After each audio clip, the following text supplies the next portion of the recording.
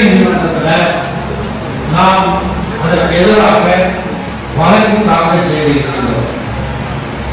இப்போது இந்த குடியுரிமை திருத்த சட்டம் தொடர்பான விதிமுறைகள் வகுக்கப்பட்டு அது அரசு நிலையில் பதிவாயிருக்கக்கூடிய ஒரு சூழல்ல பெருநாளுக்கு முன்னாடியே வெளியிடுவதற்கு நாம் திட்டமிட்டிருக்கிறோம்.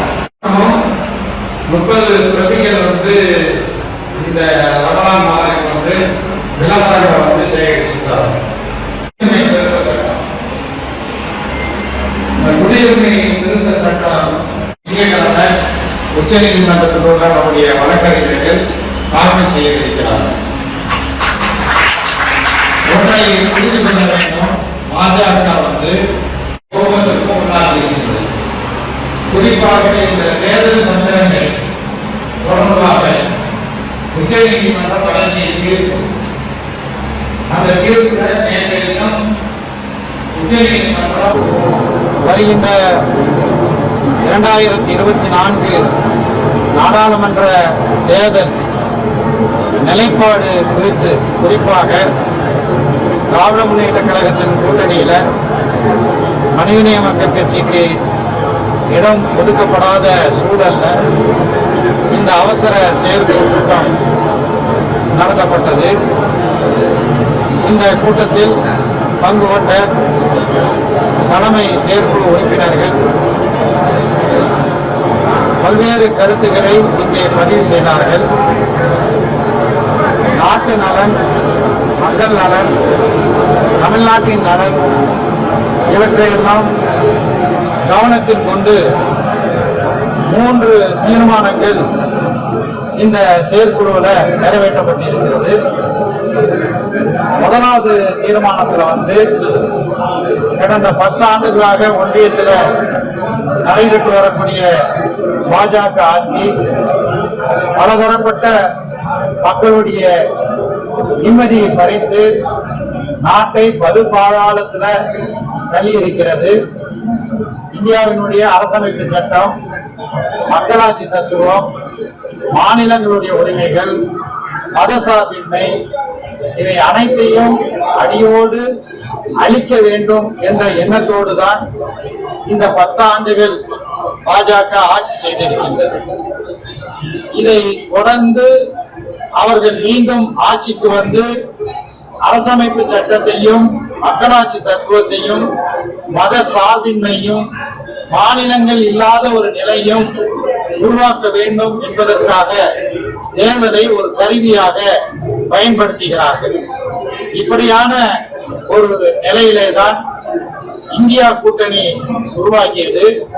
இந்தியா கூட்டணியில மனிதநேய மக்கள் கட்சியும் அங்கம் வகித்து இந்தியா கூட்டணியினுடைய பல்வேறு கலந்து ஆலோசனை கூட்டங்கள்ல பெங்களூர்ல, மும்பைல, கடைசியாக டெல்லியில நடைபெற்ற கூட்டத்திலும் நாங்கள் பங்கு கொண்டிருக்கின்றோம்.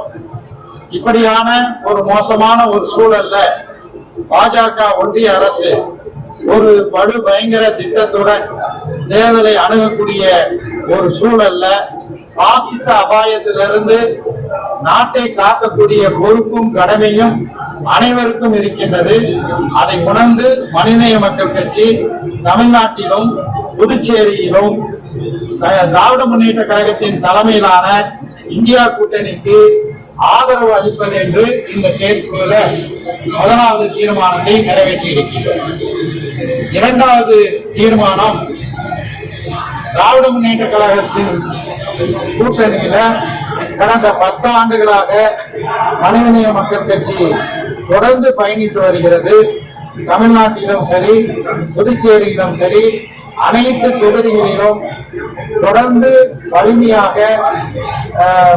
இந்தியா கூட்டணியினுடைய கருத்தியலை மக்கள் மத்தியில எடுத்து சென்றதுல, அதே போல கடந்த காலங்களில் 2016 சட்டமன்ற தேர்தல், 2019 நாடாளுமன்ற தேர்தல், அதே போல 2021 சட்டமன்ற தேர்தல், இவை அனைத்திலும் திமுக கூட்டணியினுடைய வேட்பாளர்கள் வெற்றி பெறுவதற்கு மனிதநேய மக்கள் கட்சி தன்னுடைய மகத்தான பங்களிப்பை செய்திருக்கின்றது.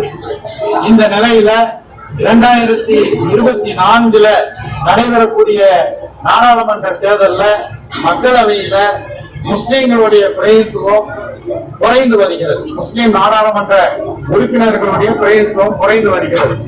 உண்மையிலேயே இடதுசாரி கட்சிகளுக்கு நாடாளுமன்றத்தில் இடங்கள் இருக்கின்றது என்றால் அதற்கு குறிப்பாக முக்கியமாக 2019 நாடாளுமன்றத்தில் சிபிஐ சிபிஎம் ஆகிய இடதுசாரி கட்சிகளுக்கு 5 உறுப்பினர்கள் இருக்கிறார்கள். அவர்களில் 4 பேர் தமிழ்நாட்டிலிருந்து தேர்ந்தெடுக்கப்பட்டவர்கள், திமுக கூட்டணியில இடம்பெற்று வெற்றி பெற்றவர்கள்.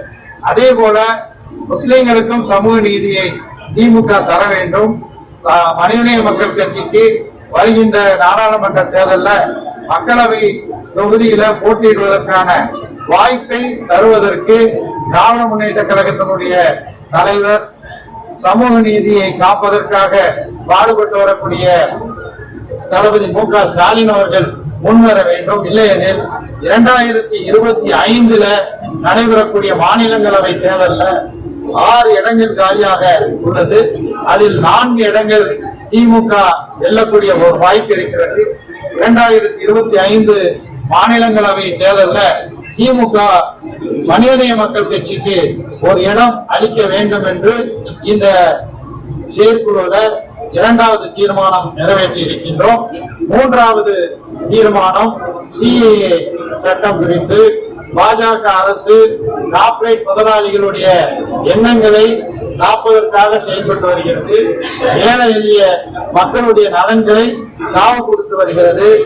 தேர்தல் பத்திரத்துல பாஜகவினுடைய நிலைப்பாடு நாட்டை சந்தி செய்யக்கூடிய அளவுக்கு அந்த முறைகேடு மிகப்பெரிய அளவிலே நடந்து உச்ச நீதிமன்றமே கண்டனம் தெரிவித்திருக்கக்கூடிய ஒரு சூழல். இந்த நிலையில உச்ச நீதிமன்றம் பாரத ஸ்டேட் வங்கி தேர்தல் பத்திரத்தை யாருக்கெல்லாம் விற்பனை செய்திருக்கிறது என்ற தகவலை 24 மணி நேரத்துக்குள்ள சமர்ப்பிக்க வேண்டும் என்று கெடு வைத்த அன்று மாலையே 4 ஆண்டுகள் 3 மாதங்கள் கழித்து சிஏஏ சட்டத்திற்கான விதிமுறைகளை ரூல்ஸை வெளியிட்டு அதை அரசிதழிலும் பதிவு செய்திருப்பது பாஜகவினுடைய வன்ம அரசியலினுடைய எடுத்துக்காட்டாக இது அமைந்திருக்கின்றது. குடியுரிமை திருத்த சட்டம் தொடர்பாக அதை சேலஞ்ச் பண்ணி அதை எதிர்த்து உச்ச நீதிமன்றத்தில் பல வழக்குகள் இருக்கின்றது. நாங்களும் மனிதநேய மக்கள் கட்சியின் சார்பாக வழக்கு தொடுத்து இருக்கிறோம். அந்த வழக்கு நிலுவையில் இருக்கும் போது இது போன்று அதுக்கான ரூல்ஸை விதிமுறைகளை ஒன்றிய அரசு வகுத்திருப்பது ஒரு முறையற்ற செயலாக இருக்கிறது.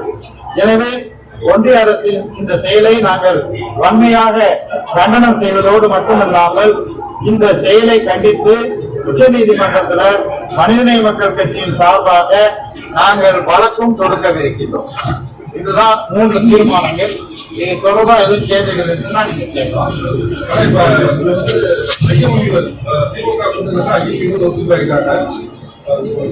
தமிழ்நாட்டில் ஒரு முஸ்லிம் கட்சி கட்சியில் ஒரு சீட் வாங்கிட்டாங்க. நீங்க தொடர்ச்சியா கொஞ்ச நாள் பயணிச்சுட்டு இருக்கீங்க. உங்களுக்கு ஒரு சீட் கொடுக்கல அப்படிங்கிறது வந்து ஒரு மிகப்பெரிய ஒரு இதா வச்சு உங்க கட்சி தொடர்ந்து நினைக்கிறாங்க. இது ஒரு ஏன் நீங்க வந்து வலிமையா வலியுறுத்தல அப்படிங்கிறத கேள்வி. இல்ல, நாங்க வலிமையா வலியுறுத்தலாம் சொல்ல முடியாது. நாங்கள் மிகுந்த வலியோடு வலிமையாக திமுக கூட்டணியில எங்களுக்கு இடம் ஒதுக்க வேண்டும் என்று நாங்கள் தொடர்ந்து வலியுறுத்தி வந்திருக்கின்றோம். அதை மீண்டும் இந்த செயற்குழு வலியுறுத்தி இருக்கிறது. திமுக தலைவர் அவர்கள் இதை மறுபரிசீலனை செய்ய வேண்டும். இல்லாவிட்டால் குறைந்தது அடுத்த ஆண்டு நடைபெறக்கூடிய மாநிலங்களவை தேர்தலில் எங்களுக்கு ஒரு இடம் ஒதுக்க வேண்டும் என்று தொடர்ந்து நாங்கள் வலியுறுத்துகிறோம். அதே நேரத்தில் எங்களை பொறுத்த வரைக்கும், மனிதநேய மக்கள் கட்சியை பொறுத்த வரைக்கும், நாங்கள் கட்சியை தாண்டி முஸ்லிம் சமூகத்தை சார்ந்து நாட்டு நலனை மிக முக்கியமாக கருதக்கூடியவர்களாக இருக்கிறோம். எனவே இந்தியா கூட்டணியினுடைய வெற்றி எந்த வகையிலும் தமிழ்நாட்டில் அதற்கு ஒரு பங்கம் வந்துவிடக் கூடாது என்பது எங்களுடைய உளமார்ந்த எண்ணமாக முனைப்பாக இருக்கின்றது. அந்த வகையிலே தான் நாங்கள் வலியுறுத்துகிறோம். இந்தியா கூட்டணி வெற்றி பெற வேண்டும் என்பதே எங்களுடைய முதல் இலக்கு.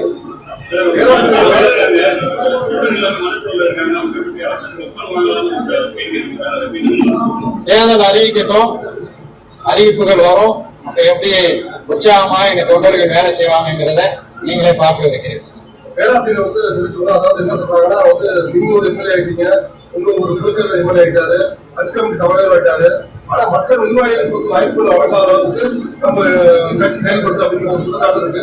அதுக்கு என்ன சொல்றீங்க? அப்படியான ஒரு குற்றச்சாட்டை இன்றைக்கு செயற்குழுல ஏறத்தாழ 300 செயற்குழு உறுப்பினர்கள் பங்கு கொண்ட இந்த செயற்குழுல அப்படியான குற்றச்சாட்டை ஒருவர் கூட எழுப்பவில்லை.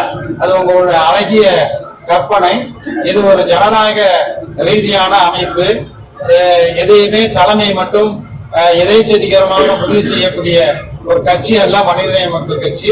எனவேதான் நாங்கள் வந்து செயற்குழுவை கூட்டி கருத்துக்களை எடுத்து என்ன தீர்மானம் என்பதை உங்களுக்கு நாங்கள் அறிவித்திருக்கிறோம். இஸ்லாமியர்களுடைய பிரதிநிதித்துவம் வந்து கம்மியா இருக்கு அப்படின்ற மாதிரி நீங்க சொல்லியிருக்கீங்க. அப்படி இருக்கிறப்ப சமூக நீதி பிரச்சனை இருந்துச்சு.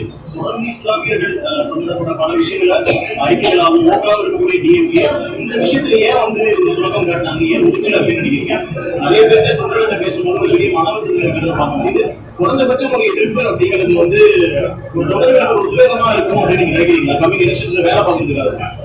அதாவது நாங்கள் வந்து திமுகவினுடைய தொகுதி பங்கீட்டு குழுவில் பேசும்போது மிக தெளிவாகவே நாங்கள் சொன்னோம், சமூக நீதியை எப்படி இடதுசாரிகளுக்கு நீங்கள் கொடுத்திருக்கிறீர்கள், அதே போல முஸ்லிம்களுக்கு உரிய பிரதிநிதித்துவத்தை அதற்கான சமூக நீதியை திமுக தான் வழங்க முடியுங்கிறத மிக வலிமையாக நாங்கள் வலியுறுத்தி பேசியிருக்கின்றோம். அந்த அடிப்படையில மீண்டும் அதை நாங்கள் வந்து வலியுறுத்துகிறோம். ஆனால் அதே நேரத்தில் அதை தாண்டி இந்த தேர்தல் என்பது ஒரு சர்வாதிகாரத்தை நோக்கி அரசமைப்பு சட்டத்தை சிதைத்து மதசார்பின்மையை சிதைத்து மாநிலங்களுடைய உரிமைகளை எல்லாம் பறித்து ஒரு அரசாட்சி ஏற்பட்டு விட்டால் எந்த சமூக நீதியுமே பேச முடியாது. எனவே இந்த தேர்தல்ல அதுதான் பிரதானம். எனவே அதை மையமாக வைத்து எங்களுடைய இன்றைய செயற்குழுடைய தீர்மானங்கள் அமைந்திருக்கின்றன. பேராசிரியர் தெரியாமல்ல, நீங்க முதல்ல கட்சி ஆரம்பிச்சிருந்தாலும் அதிமுக வந்து கூட்டணி அமைச்சிங்க, அதுக்கப்புறம் வந்து திமுக கூட வந்தீங்க. இந்த நிலைமையில வந்து நம்ம தொடர்ச்சியா வந்து அடுத்த தேர்தல் நம்ம எப்படி இருக்கோமோ இல்லாத நமக்கு தெரியாது. ராஜ்யசபா எம்பியை நோக்கி நம்ம நடக்கும் சொல்றது வந்து எப்படி சரியா இருக்கும் அப்படிங்கிறத. அதாவது அதுவும் ஒரு பிரயோஜனம் தானே. ராஜ்யசபாங்கிறது ராஜ்யசபா உறுப்பினர் வந்து 6 ஆண்டுகள் அவருக்கு உறுப்பினராக இருக்க முடியும். அவருடைய நாடாளுமன்ற தொகுதி வளர்ச்சி நிதியை வந்து ஒரு தொகுதிக்கு இல்ல தமிழ்நாடு முழுவதும் வந்து பயன்படுத்த முடியும். எனவே வந்து ஒரு வகையில பாத்தீங்கன்னா மக்களவை எம்பியை விட ராஜ்யசபா எம்பிக்கு வந்து கூடுதலான ஒரு பலம் இருக்கிறது. ஒரு நியாயமான ஒரு கோரிக்கை வைத்திருக்கிறோம். அதை வந்து திமுக பரிசீலிக்க வேண்டும் என்று வலியுறுத்தி இருக்கிறோம்.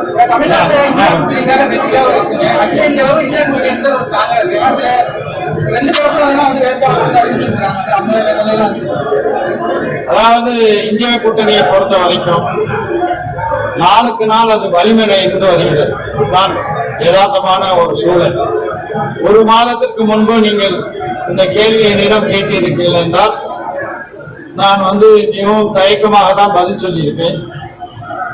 ஆனால் இன்று இந்தியாவினுடைய மிகப்பெரிய மாநிலமாக இருக்கக்கூடிய உத்தரப்பிரதேசம், மகாராஷ்டிரம், மத்திய பிரதேசம், பஞ்சாப் இது போன்ற மாநிலங்கள்ல ஒரு வலுவான ஒரு கூட்டணியை காங்கிரஸ் தலைமையிலான இந்தியா கூட்டணி அங்கே அமைந்திருக்கிறது.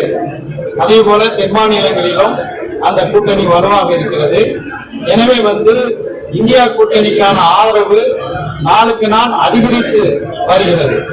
இந்த இந்தியா கூட்டணியினுடைய ஆதரவு பெருக்கத்தின் காரணமாக தான் எப்படியாவது வாக்குகளை தன்மையப்படுத்த வேண்டும் என்று ஒரு சூழ்ச்சி செய்து மோடி வந்து ஒன்றிய அரசு வந்து குடியுரிமை திருத்த சட்டத்திற்கான விதிமுறைகளை வகுத்து அதை உடனே அரசிதழில வெளியிட்டு இருக்கிறது.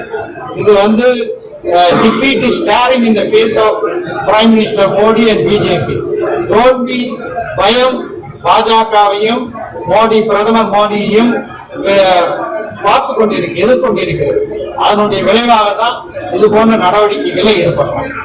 நன்றி. இதுகளை உண்மைத்தன்மையுடன் உடனுக்குடன் தெரிந்து கொள்ள தி கிரேட் இந்தியா நியூஸ் சேனலுக்கு சப்ஸ்கிரைப் செய்து எங்களுடன் இணைந்திருங்கள் எப்போதும்.